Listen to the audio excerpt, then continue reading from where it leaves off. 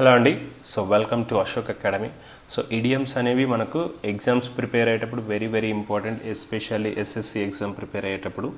ఎస్ఎస్సిలో అన్నీ కూడా సిజిఎల్ కానీ, సిహెచ్ఎస్ఎల్ కానీ, సిపిఓ కానీ, సో ఎంటీఎస్ కానీ, జీడీ కానిస్టేబుల్ కానీ వీటన్నీ కూడా చాలా ఇంపార్టెంట్. అదేవిధంగా బ్యాంక్ ఎగ్జామ్ ప్రిపేర్ అయినా కూడా మనకి చాలా ఇంపార్టెంట్. ఇప్పుడు నవేడేస్ మన స్టేట్ ఎగ్జామ్లో కానీ, టెట్ తీసుకున్నా కానీ, ఓకే, లేదంటే గ్రూప్ 1 తీసుకున్నా కానీ, గ్రూప్ 2 తీసుకున్నా కానీ ప్రతి ఒక్క ఎగ్జామ్లో మనకి ఇడియమ్స్ అనేవి అడగడం జరుగుతుందన్నమాట. మన రియల్ లైఫ్లో కూడా ఇంటర్మీడియట్ బోర్డ్ ఎగ్జామ్లో కూడా సో ఇడియమ్స్ అనేవి చాలా ఇంపార్టెంట్. సో నిన్న మనము ఒక 5 ఇడియమ్స్ అనేవి చూసాము. ఈరోజు రిమైనింగ్ ఇడియమ్స్ అనేవి చూద్దామన్నమాట.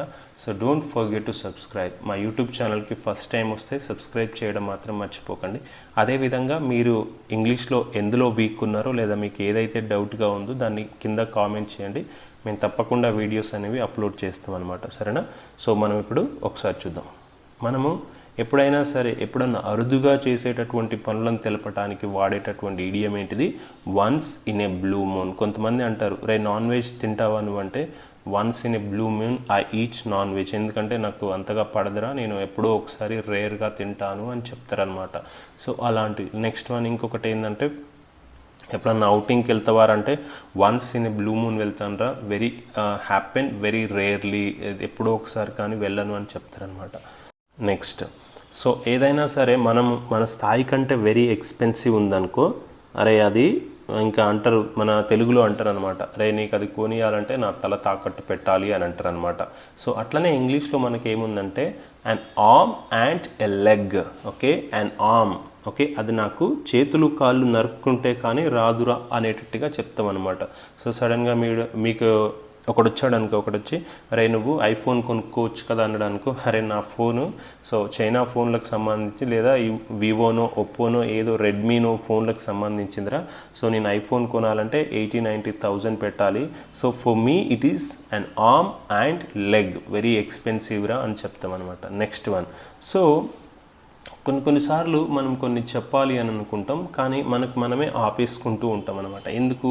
సో అది రివీల్ చేయొచ్చా చేయకూడదా అని తెలియదు అనమాట. సో అలాంటప్పుడు మనం ఏమంటామంటే bite one's tongue. Bite one's tongue అంటే ఏంటంటే, ఫర్ సపోజ్ నానేం చేస్తాడంటే, ఎప్పుడన్నా సరే ఎవరన్నా ఫోన్ చేసినప్పుడు ఫోన్ మనకి ఇచ్చేసి మీ నాన్నకి ఇవ్వమ్మా అని అన్నాం అనుకో, అప్పుడు ఏమంటాం? సో నాన్న యాక్చువల్గా ఏమని చెప్తాడు, నాన్న ఇక్కడ లేడని చెప్తాడు, కానీ మనకు తెలియకంటే ఏం చెప్తాడు, సో నాన్న బాత్ అని అట్లా ఆపేస్తాం అనమాట. బాత్రూంలో ఉన్నాడు, లేదా ఫోన్ మాట్లాడొద్దు అన్నాడు, లేదా మీరు ఇక్కడ లేనని చెప్పమని చెప్పాడు. ఈ రకంగా మనము అంటే కొంచెం చెప్పి వెంటనే మన నాలుకను మనమే ఖర్చుకుంటాం అనమాట. అలాంటప్పుడు ఏమంటాం? Bite one's tongue. మన నాలుకను మనమే ఖర్చుకున్నాం అంటే ఏంటిది? ఏదో చెప్పాలనుకున్నాం కానీ మనల్ని మనమే ఆపేసుకున్నాం అనమాట. సో కొన్నిసార్లు సక్సెస్ రావాలన్నా, కెరియర్ బిగినింగ్లో కానీ ఎప్పుడైనా సరే సక్సెస్ రావాలన్నా, సో మనం చేయాల్సిన దానికంటే ఇంకొంచెం ఎక్కువగా కష్టపడ్డట్టయితే మనకి ఏమవుతుంది? సో మనకి సక్సెస్ అనేది వస్తుంది అనమాట. ఆ టైంలో మనం ఏం వాడతాం? స్టూడెంట్కి ఎప్పుడు కూడా మనము ఈ ఇడియం అనేది సజెస్ట్ చేయొచ్చు. Go the extra mile. ఏం చేయాలన్నట్టు? Go the extra mile. నువ్వు అనుకున్న దానికంటే ఇంకాస్త ఎక్స్ట్రాగా వర్క్ చెయ్యి అని చెప్తాం అనమాట. నెక్స్ట్ వన్, ఈ ఇడియం కూడా స్టూడెంట్స్ కానీ కెరియర్ స్టార్ట్ చేసిన వాళ్ళకి కానీ వెరీ ఇంపార్టెంట్, యూస్ఫుల్ అవుతుంది. ఏంటది? నువ్వేదన్నా సక్సెస్ సాధించాలి అని అనుకుంటే నీకున్నటువంటి అన్ని పనులను కూడా ఒక ఆర్డర్లో పెట్టుకున్నట్లయితే మనకు సక్సెస్ అనేది వస్తుంది అనమాట. అలాంటప్పుడు ఏం వాడతాం మనము? సో ఫస్ట్ నీ వర్క్స్ అని ఒక ఆర్డర్లో పెట్టుకోరా అన్నప్పుడు ఏం చెప్తాం? గెట్ డక్స్ ఇన్ ఏ రో. Okay, get ducks in a రో. ఫస్ట్ అంటే ఏంటిది? ఇది చేసేటటువంటి వర్క్స్ అన్నీ కూడా ఒక రోలో పెట్టుకో. ఫస్ట్ నువ్వు ఏది చదవాలనుకుంటున్నావు, లేదా ఫస్ట్ నువ్వు ఏం చేయాలనుకుంటున్నావు, ఫస్ట్ నువ్వు ఏ గోల్ అచీవ్ చేయాలనుకుంటున్నావు, అవన్నీ ఒక రోలో పెట్టుకుంటే నీకు క్లారిటీ వస్తుంది. సో నువ్వు ఈజీగా సక్సెస్ అవ్వడానికి అవకాశం ఉంటుంది అనమాట. నెక్స్ట్ వన్, కొన్నిసార్లు ఏంటంటే మనం దాన్ని చాలా సీక్రెట్గా ఉంచాలి అని అనుకుంటాం, కానీ సడన్గా అది మనకు రివీల్ అయిపోతాయి. ఫర్ సపోజ్ మన పేరెంట్స్కి కానీ, లేదా మన సిబ్లింగ్స్ కానీ, బ్రదరు సిస్టరు, లేదా మదరు, లేదంటే వైఫ్కో కానీ, సో మనం సర్ప్రైజ్ ఇవ్వాలి అని అనుకుంటాం. సర్ప్రైజ్ ఇవ్వాలని వాళ్ళ బర్త్డే పార్టీ కానీ, వెడ్డింగ్ యానివర్సరీ కానీ, లేదంటే వాళ్ళ సక్సెస్ని కానీ మనం సర్ప్రైజ్ ఇచ్చి ఏదో ఒకటి కొని వాళ్ళని సర్ప్రైజ్ చేయాలి అని అనుకుంటాం. ఫర్ సపోజ్ ఇప్పుడు మీ వైఫ్ కానీ, లేదా మీ చిల్డ్రనో కానీ, లేదా మీ ఫాదరో కానీ, సో మీ బర్త్డే ఉందనుకో, మీ బర్త్డే ఉన్న రోజు వాళ్ళు మీకు సర్ప్రైజ్ చేస్తున్నారని మీకు కొంచెం మెల్లగా అర్థం అవ్వచ్చు, అవ్వకపోవచ్చు. కానీ సడన్గా వాళ్ళు వెళ్తూ ఉన్నారు అనుకో, ఎక్కడికి వెళ్తూ ఉన్నామంటే అంటే మీకు ఒక మొబైల్ ఫోన్ ప్రజెంటేషన్ చేయాలనుకుంటూ ఉన్నారు. వాళ్ళు సడన్గా వెళ్ళేటప్పుడు ఎక్కడికి వెళ్తున్నావు నాన్న అంటే, సో మొబైల్ షాప్కి వెళ్తున్నాను అనుకో, అంటే ఇమీడియట్గా మనం క్యాచ్ చేయొచ్చు అనమాట.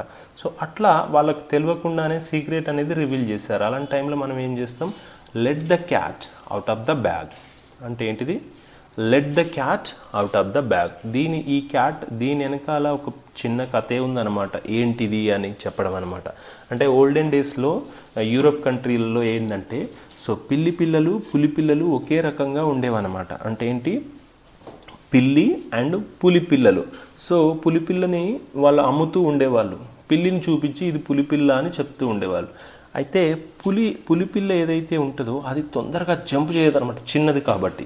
అదే పిల్లి ఏదైతే ఉంటుందో అది పెద్దగా అయిపోతుంది కాబట్టి టక్కున జంప్ చేస్తుంది. అదేంది, బ్యాగ్లో పెట్టి అమ్ముతూ ఉండేవాళ్ళు, ఇది పులిపిల్ల అని. కొన్నిసార్లు సడన్గా క్యాట్ ఏం చేసేదంటే బ్యాగ్ నుంచి టప్ మని జంప్ చేసేది. అంటే ఏంటిది, టప్ మని జంప్ చేసిందంటే అది ఏంటిది, సో దానికి ఆ గుణం లేదు. దేనికి, పులిపిల్లకి జంప్ చేసేటటువంటి గుణం లేదనమాట. పెద్ద అయితే కానీ జంప్ చేయదు. అది ఇట్లా టప్పున ఎగిరిందంటే దాని అర్థం ఏంటిది, అది పిల్లి అనమాట. సో అక్కడి నుంచి వచ్చిందనమాట ఈ idiom, let the cat out of the bag. Okay, so అనుకోకుండా యాక్సిడెంటల్గా సీక్రెట్ అనేది రివీల్ అయిపోయింది. నెక్స్ట్ వన్, కొంతమంది చేస్తారు.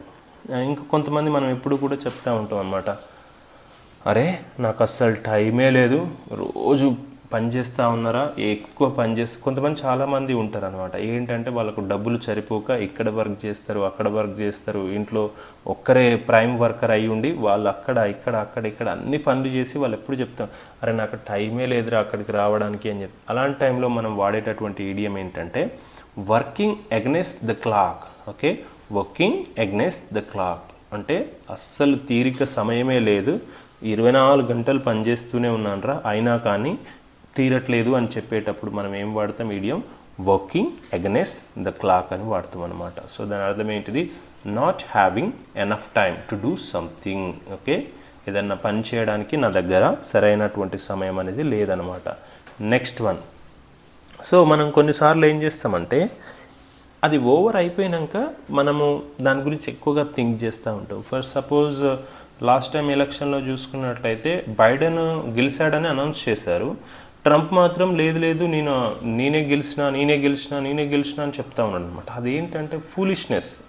కొంతమంది ఏంటంటే ఆల్రెడీ రిజల్ట్ ఇచ్చేస్తారు, రిజల్ట్ ఇచ్చేసిన తర్వాత ఏం చెప్తారు, లేదు నాకు జాబ్ రావాల్సి ఉండే జాబ్ రాలేదు, నాకు జాబ్ రావాల్సి ఉండే జాబ్ రాలేదని అందరికీ చెప్పుకుంటూ ఉంటారు, ఏదో తప్పు జరిగింది. అంటే ఏంటంటే అక్కడ అయిపోయిన దాని గురించి డోంట్ థింక్. ఓకే, అదేంటి, ఫ్లాగింగ్ ఏ డెడ్ హార్స్. ఓకే, ఫ్లాగింగ్ ఏ డెడ్ హార్స్ అంటే ఏంటంటే, సో యుద్ధంలో పరిగెత్తాలంటే మనకు చాలా ఆరోగ్యవంతమైనటువంటి గుర్రం కావాలి. నువ్వు చనిపోయినటువంటి గుర్రాన్ని ఎన్నిసార్లు కొట్టినా కూడా అది లేవదు, పరిగెత్తదు, నీకు రెస్పాండ్ అవ్వదు. అలాగనే క్లోజ్ అయిపోయినటువంటి ఒక అటెంప్ట్ని నువ్వు ఇంకా దాని గురించి డిస్కస్ చేయదు.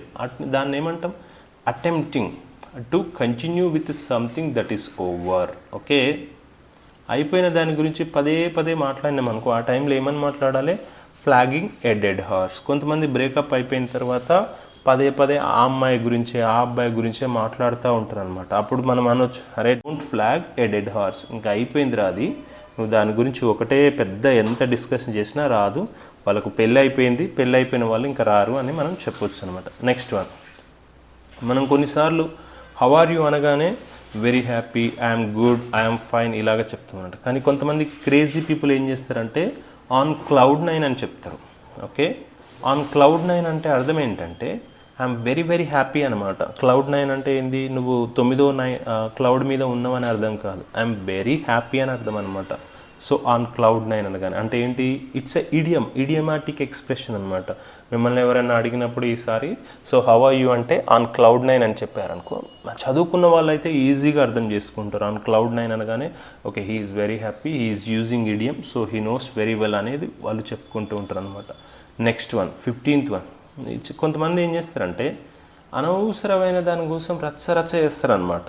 లేదా చిన్న విషయాన్ని గోరంత దానికి కొండంత చేస్తారు, ఊరికే గొడవ పడిపోతూ ఉంటారు అనమాట. లేదంటే ఒక చిన్న పెన్సిల్ కోసం గొడవ పెట్టుకుంటూ ఉంటారు, లేదా ఒక కుక్క ఇంట్లోకి వచ్చిందని గొడవ పెట్టుకుంటూ ఉంటారు అనమాట. లేదా వాళ్ళ ఇంటి మీద ఉన్నటువంటి చిన్న యూటెన్సిల్ ఏదో కప్పు రేకు వాళ్ళ ఇంట్లో పడ్డదని గొడవ పెట్టుకుంటారు, లేదా బట్టలు ఒక చిన్న టీషర్ట్ వాళ్ళ అవతల ఇంట్లో పడ్డదని గొడవ పెట్టుకుంటూ ఉంటారు అనమాట.